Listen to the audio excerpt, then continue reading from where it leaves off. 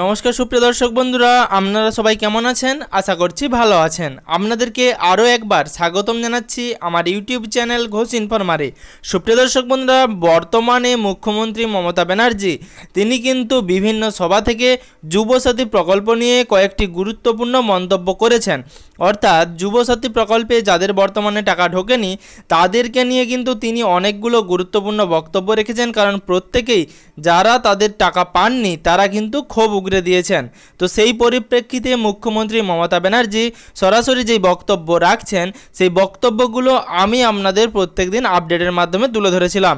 তো এর আগের সভাগুলোতে মুখ্যমন্ত্রী কি জানিয়েছেন যুবসাথী প্রকল্প নিয়ে, তার সাথে বর্তমানে মুখ্যমন্ত্রী চন্দ্রকোনা বিধানসভা এলাকায় তার সভা করতে গিয়ে সেখানে বক্তব্য রাখতে গিয়ে কি বক্তব্য রাখলেন সেই সম্বন্ধেও বিস্তারিত আপডেট আপনাদেরকে এই ভিডিওর মাধ্যমে দেব।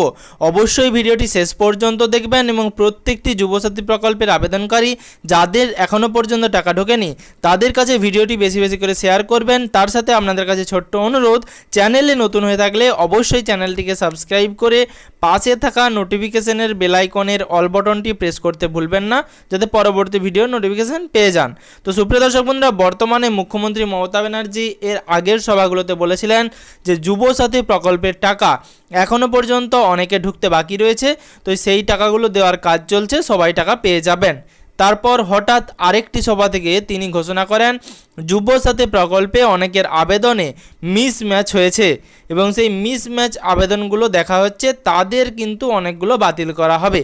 এবার আবারও নতুন করে একটি সভা করেন, সেই সভা থেকে মুখ্যমন্ত্রী সরাসরি বক্তব্য রাখলেন যুবসাথী প্রকল্প নিয়ে।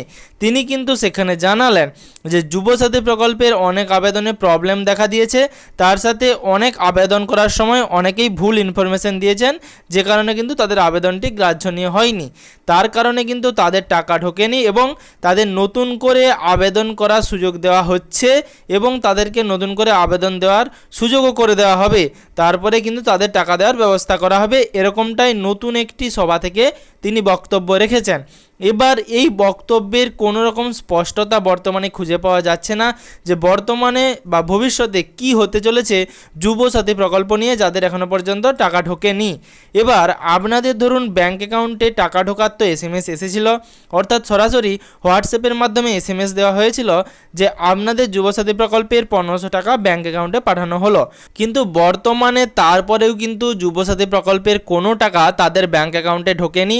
তবে বর্তমানে আমি আপনাদের আপডেট দিয়ে জানিয়েছিলাম যে যুবসাথী প্রকল্পের মার্চ মাসের টাকা এপ্রিল মাসে কিন্তু একসাথে দেওয়া হতে পারে।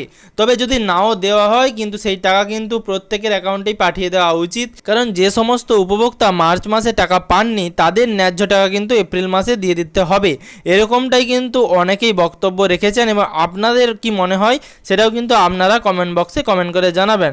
তবে মুখ্যমন্ত্রী প্রত্যেকটি সভা থেকে যুবসাথী প্রকল্প নিয়ে আলাদা আলাদা বক্তব্য রাখছেন এবং সেই বক্তব্যের মাধ্যমে যা তুলে ধরছেন যে আরও নতুন করে আবেদন প্রক্রিয়া নেওয়া হবে।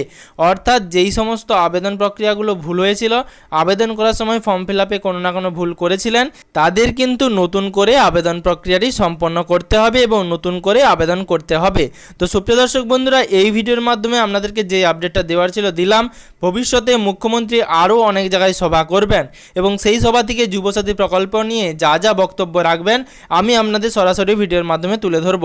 অবশ্যই ভিডিওটি শেষ পর্যন্ত দেখার জন্য অসংখ্য ধন্যবাদ। চ্যানেলে নতুন হয়ে থাকলে আপনাদের কাছে ছোট্ট অনুরোধ, এরকম প্রত্যেক দিনের আপডেট পাওয়ার জন্য চ্যানেলটিকে সাবস্ক্রাইব করে রাখবেন এবং তার সাথে পাশে থাকা নোটিফিকেশনের বেল আইকনের অল বাটনটিও প্রেস করতে ভুলবেন না, যাতে পরবর্তী ভিডিওর নোটিফিকেশন এবং পশ্চিমবঙ্গের যাবতীয় আপডেট সবার আগে সবার প্রথমে আপনার মোবাইলের নিউজ ফিডে পেয়ে যান।